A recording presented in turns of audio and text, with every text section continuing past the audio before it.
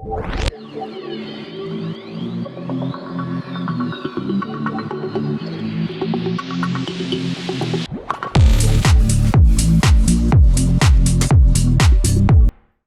ke subtema keempat. Di sini kita akan membahas penerapan analisis vibrasi pada mesin.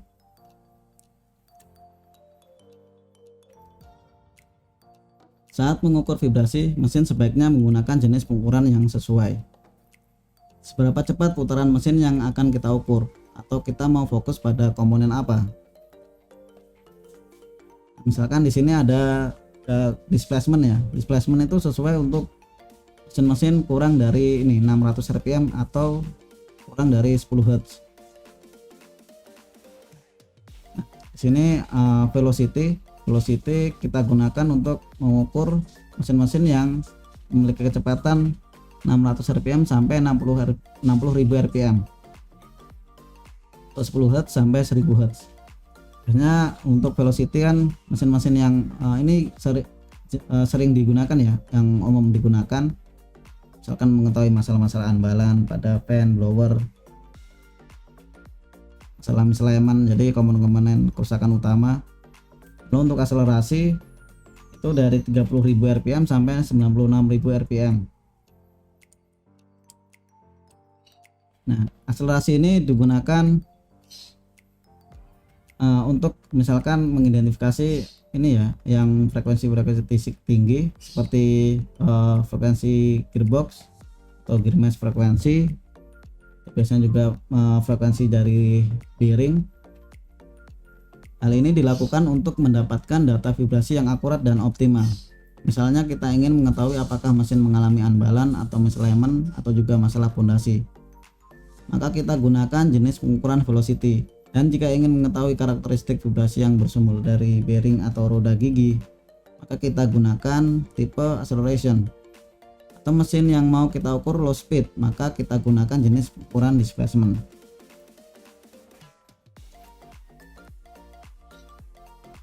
Nah, terus di sini teknik dari pengukuran vibrasi ya.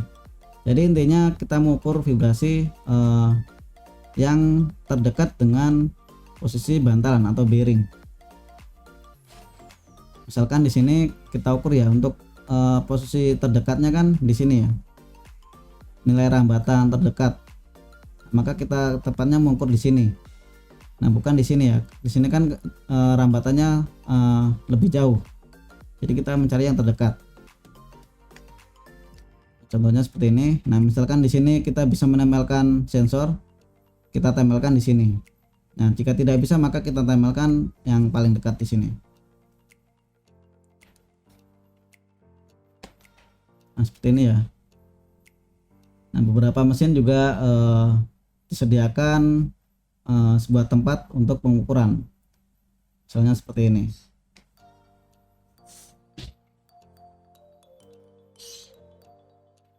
Nah, dalam mengukur vibrasi kita ada 3 sumbu yang perlu kita ukur ya. Jadi sumbu vertikal, horizontal, dan aksial. Nah, beberapa misalkan seperti ini, kita bisa mengukur di sisi yang horizontal ini ya, yang tegak lurus dengan poros, horizontal, lalu vertikal, dan aksial. Aksial itu yang searah dengan poros. Nah, untuk posisi mesin yang biasanya berdiri atau posisinya vertikal, nah untuk posisi horizontal dan vertikal kita jadikan satu, yaitu radial. Nah, untuk aksialnya tetap yang searah dengan poros.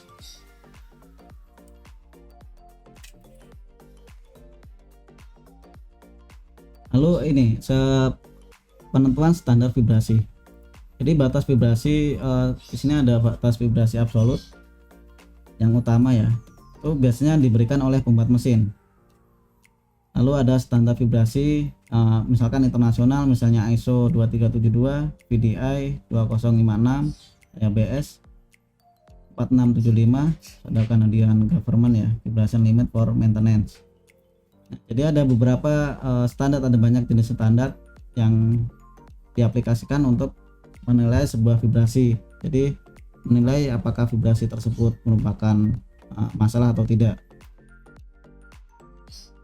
Untuk ada batas vibrasi yang sekunder juga relatif, seperti histori mesin, terus batas dari pengalaman sendiri, terus bisa kita lihat dari kondisi barunya.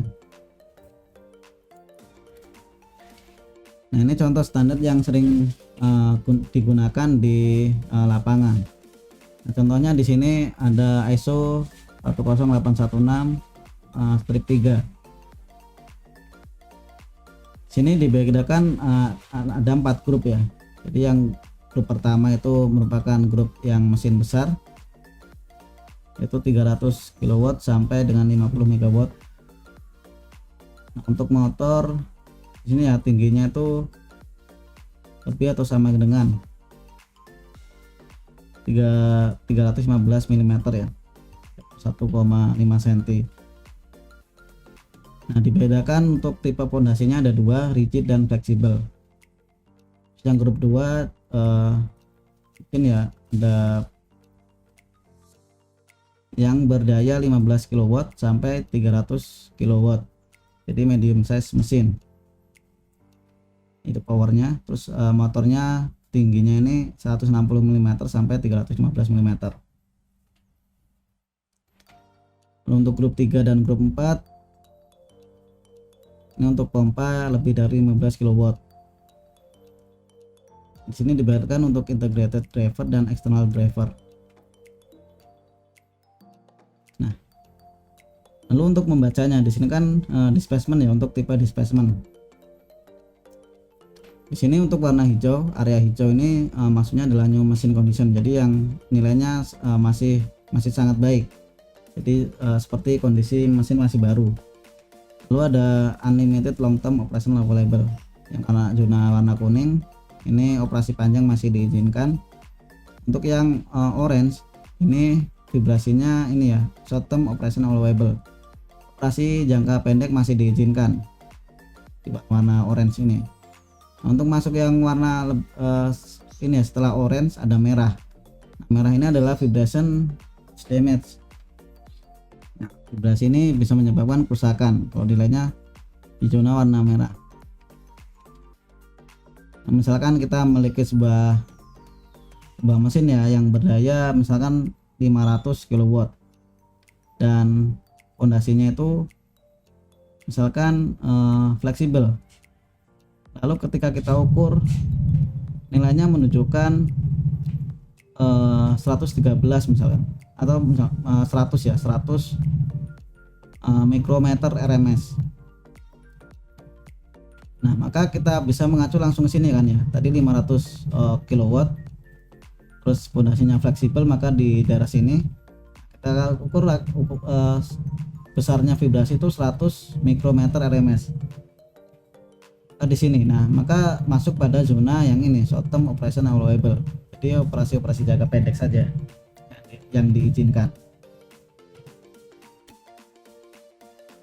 Oke, kita masuk pada studi kasus.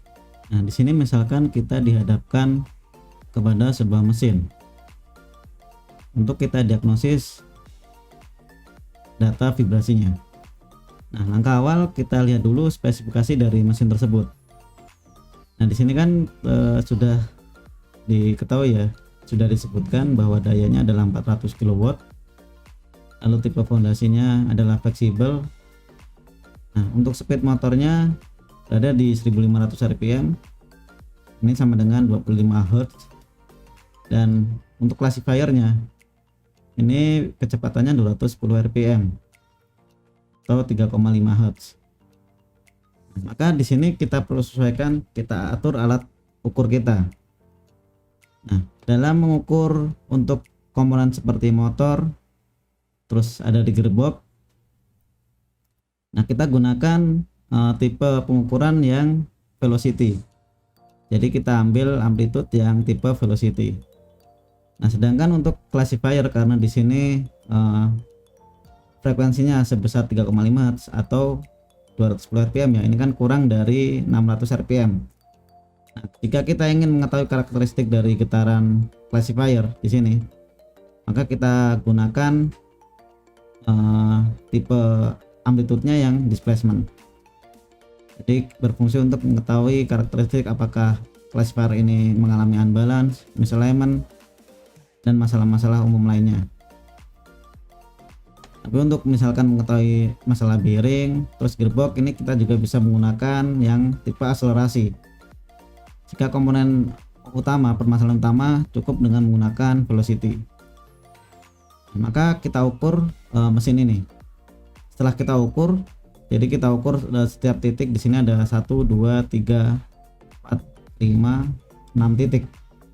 Setelah kita ukur, kita dapatkan hasil pengukurannya. Nah, di sini ada yang warna putih merupakan hasil dari pengukuran tipe velocity. Sini yang tertinggi kalau kita lihat adalah 5 ya.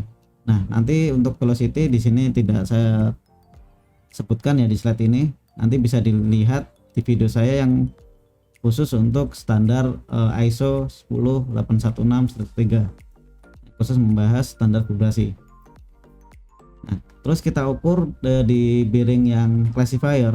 Nah, kita dapatkan ya, karena kita menggunakan mode displacement. Di sini kita dapatkan nilai maksimalnya adalah 425 mikrometer. Sedangkan yang velocity tadi ya ini milimeter per second. Nah, untuk melihat 425 ini masuk dalam kategori apa, kita kembali ke standar ISO. Ini kan di sini ya berarti ya 400 kW. Untuk tipe fondasinya adalah fleksibel, berarti di daerah ini. Nah, nilai tertingginya tadi adalah 425 mikrometer RMS. Nah, maka nilai vibrasi tersebut sudah masuk pada zona ini ya, vibration causes damage. Jadi nilai vibrasinya ini sudah menandakan adanya kerusakan ya, dapat menyebabkan kerusakan. Lalu tindakan selanjutnya kita perlu di sini kan baru untuk nilai overall vibrasi, jadi berapa besar getarannya. Nah, ternyata tadi sudah masuk kategori ada yang rusak, jadi kategorinya bermasalah, vibrasinya sudah terlalu besar. Nah, kita lihat untuk mengetahui sumber masalahnya, apakah dari masalahnya ini berada di classifiernya ataukah di porosnya atau di bearing. Nah, maka kita lihat spektrumnya. Spektrum itu data frekuensi domain dari pengukuran ini ya, kita ambil. Setelah saya ukur spektrumnya, di sini saya dapatkan ternyata nilai amplitude yang paling besar itu muncul di frekuensi sebesar sini, kalau saya klik itu 3,5 Hz atau satu kalinya. Mengacu pada spesifikasi tadi kecepatannya berarti sama dengan ini ya, berarti satu kali classifier. Lalu apa masalahnya kalau menandakan ini ya, satu kali classifier seperti ini? Kita lihat coba di rujukan ya. Misalkan kita melihat sudah banyak jurnal yang tersebar tentang diagnosis dari spektrum atau frekuensi domain. Untuk satu kali di sini radial, aksial, dan radial, itu masalahnya adalah unbalance. Jadi semuanya. Walaupun di sini ada beberapa tipe ya, dibagi beberapa tipe, tapi intinya adalah masalahnya unbalance. Sini ada force unbalance, couple unbalance, terus dynamic unbalance, dan overhang rotor unbalance. Jadi satu kali itu masalahnya unbalance. Jadi kita bisa simpulkan bahwa mesin ini mengalami masalah, dan masalahnya adalah unbalance pada classifier. Jadi sudah kita tentukan diagnosisnya, jadi masalahnya adalah unbalance. Lalu untuk membuktikan apakah hasil analisis kita sudah benar, kita perlu memvalidasi. Karena unbalance kan solusinya kita balancing classifier ini. Maka kita balancing, lalu kita ukur kembali setelah dilakukannya balancing. Jadi apakah nilai setelah balancing itu vibrasinya turun atau tidak ada perubahan setelah balancing. Nah, setelah itu saya balancing ya, dan saya ambil lagi data dari frekuensi domain dari mesin tersebut. Nah, di sini menunjukkan bahwa setelah balancing dilakukan, amplitude yang bersumber dari satu kali frekuensi yaitu 3,5 Hz turun menjadi sekitar 19 mikrometer. mikrometer. Ini tipenya zero to peak. Nah, dari sini sudah menandakan bahwa memang analisis kita sudah benar, bahwa masalahnya adalah unbalance. Dengan kita buktikan setelah dilakukan balancing, vibrasinya sudah bernilai kecil. Kalau kita lihat 19 mikrometer di standar. Nah, masuk di daerah ini ya, masih zona new meson condition, jadi vibrasinya masih sangat baik.